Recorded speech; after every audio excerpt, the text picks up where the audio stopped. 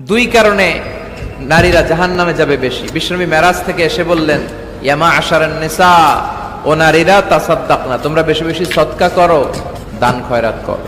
নারীরা বললেন কেন? আমাদের বললেন কেন? বিশ্বনবী বললেন, উরিতুকুন্না আকসারা আহলিন নার, আমি জাহান্নামে দেখেছি পুরুষের চেয়ে নারীরাই বেশি জাহান্নামী হবে।